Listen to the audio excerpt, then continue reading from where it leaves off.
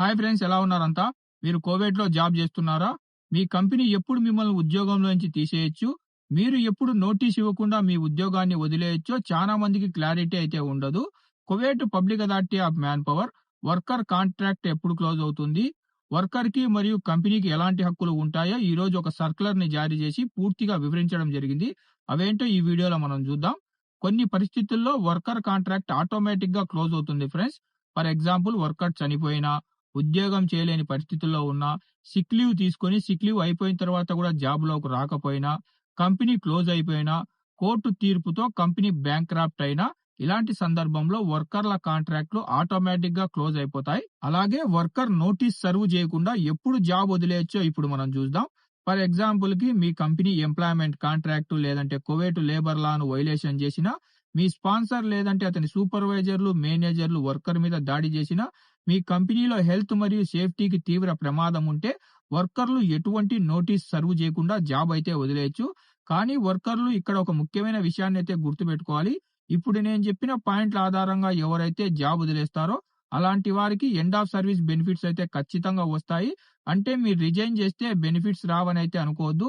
చాలా మంది కంపెనీల్లో కొట్టినా, తిట్టినా ఎటువంటి పరిస్థితుల్లో అయినా ఎండ్ ఆఫ్ సర్వీస్ బెనిఫిట్స్ పోతాయేమో అని చెప్పేసి అలాగే వర్క్ చేస్తుంటారు. ఇంకా కంపెనీకి వర్కర్ పై ఎలాంటి హక్కులు ఉంటాయో ఇప్పుడు మనం చూద్దాం. ఎంప్లాయర్ కూడా వర్కర్ ని టెర్మినేట్ చేసే హక్కు అయితే ఉంటుంది.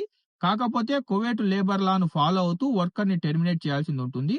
ఒకవేళ ఒక వర్కర్ కాంట్రాక్ట్ లో వర్క్ చేస్తుంటే సాధారణంగా అతనికి 3 నెలల నోటీస్ అయితే ఇచ్చి దాని తర్వాత అతన్ని వర్క్ లోంచి తీసేయాలి. కాకపోతే కొన్ని సిచ్యువేషన్ లో వర్కర్ కంపెనీకి నష్టం చేసినా, లేదంటే కంపెనీలో దొంగతనాలు చేసినా, లేదంటే గనక వర్కర్ ఇంకో వర్కర్లతో గొడవలు చేసినా, ఇలాంటి సిచ్యువేషన్ లో ఎటువంటి నోటీస్ ఇవ్వకుండా వర్కర్ ని టెర్మినేట్ చేసే హక్కు ఎంప్లాయర్ కైతే ఉంటుంది.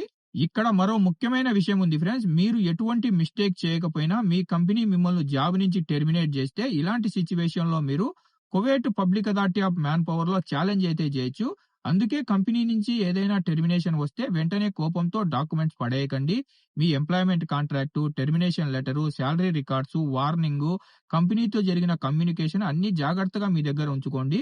Kuwait public authority of man power ఈ విషయాలకు సంబంధించి కువైట్ లేబర్ లాలోని ఆర్టికల్ నంబర్ 41, 44, 46, 48, 49, 50లను ఈ రోజు సర్క్యులర్ రూపంలో జారీ చేసి ప్రతి ఒక్క కార్మికుడు తెలుసుకోవాలని చెప్పేసైతే చెప్పింది.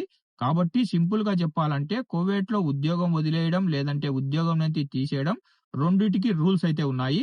మీరు జాబ్ నుంచి రెసిగ్నేషన్ చేస్తున్నా, లేదంటే కంపెనీ మిమ్మల్ని జాబ్ నుంచి టెర్మినేట్ చేస్తున్నా కారణం ఏంటి? నోటీస్ అవసరమా లేదా? మీకు బెనిఫిట్స్ వస్తాయా రావో? ఇలాంటి విషయాలు ప్రతి ఒక్క వర్కర్ ఖచ్చితంగా తెలుసుకోవాలి. మీ హక్కులు తెలియకుంటే మీకే నష్టము. చట్టాలు తెలుసుకుంటే మీ హక్కుల్ని మీరు కాపాడుకోవచ్చు. కువైట్ లో పనిచేస్తున్న ప్రవాసులందరూ కువైట్ లేబర్ లా గురించి ఖచ్చితంగా తెలుసుకోవాలి. ఇలాంటి కువైట్ లేబర్ లా అప్డేట్స్ నేను మీ ముందుకు ఎప్పటికప్పుడు తీసుకొస్తుంటాను. మీకు గనక ఈ వీడియో ఇన్ఫర్మేటివ్ అనిపిస్తే వీడియో లైక్ చేయండి. ఇలాంటి మరిన్ని వీడియోస్ మీరు మిస్ కాకుండా ఉండాలనుకుంటే మన ఛానల్ ని సబ్స్క్రైబ్ చేసుకొని బెల్ బటన్ ఆన్ లో పెట్టుకోండి.